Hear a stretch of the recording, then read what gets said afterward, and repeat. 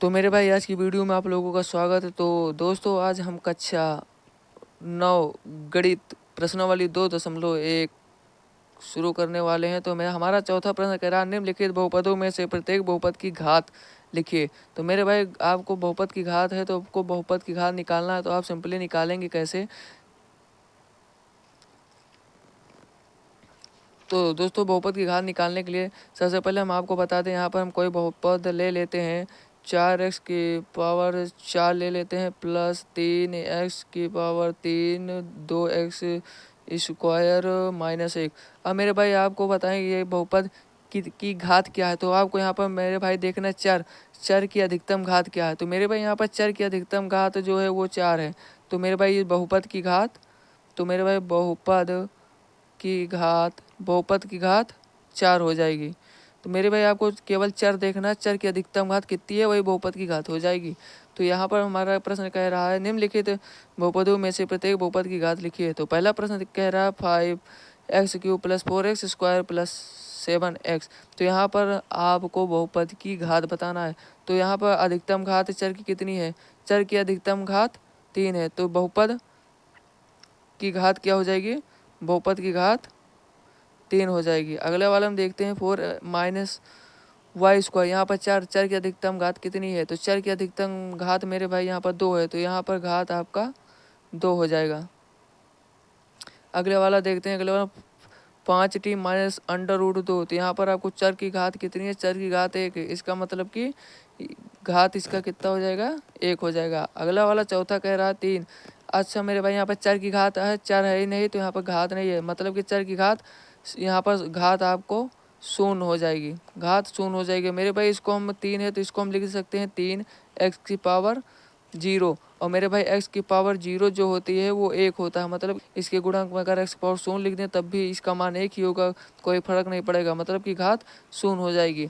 अगला वाला कह रहा है 5वां, बताइए कि निम्नलिखित बहुपदों में कौन कौन बहुपद रेखिक हैं, कौन कौन द्विघाती और कौन कौन त्रिघाती बहुपद हैं।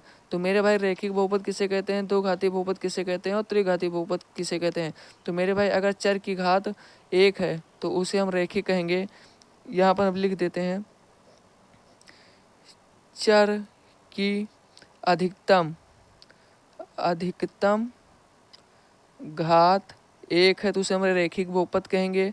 अगर 2 है तो उसे हम द्विघाती बहुपद कहेंगे।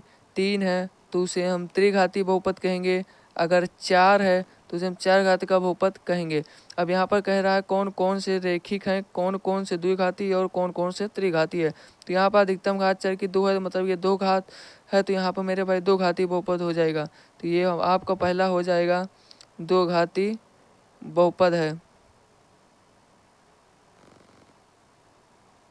है। अब यहाँ पर चर की अधिकतम घात 3 है तो मेरे भाई ये त्रिघाती बहुपद हो जाएगा, त्रिघाती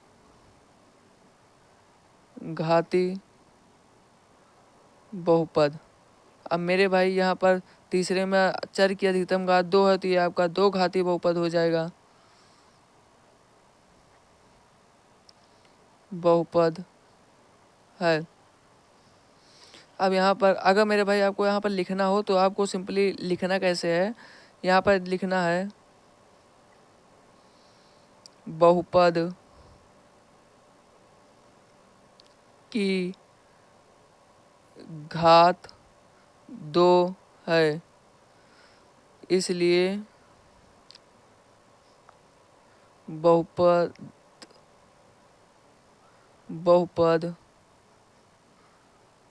द्विघाती है। तो मेरे भाई आपको इस तरह लिखना है। अब यहाँ पर जैसे x माने x³ है तो यहाँ पर लिख देंगे बहुपद की घात 3 है अतः यह त्रिघाती बहुपद है। जैसे यहाँ पर हम चर की अधिकतम घात 1 है तो मेरे भाई या आपका हो जाएगा रेखिक बहुपद, और यहाँ पर 1 है तो ये भी आपका रेखिक बहुपद हो जाएगा। लिखेंगे बहुपद, चूँकि बहुपद की घात 1 है अतः रैखिक बहुपद है। यहाँ पर 5वां ये भी आपका रैखिक हो जाएगा। बहुपद की घात एक है अतः रैखिक बहुपद है। अगला कह रहा है आर स्क्वायर, तो यहाँ पर मेरे भाई घात 2 है, तो ये द्विघाती बहुपद हो जाएगा। लिखेंगे बहुपद की घात 2 है अतः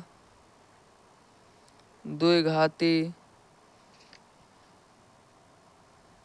बहुपद है। अगला वाला देखते हैं।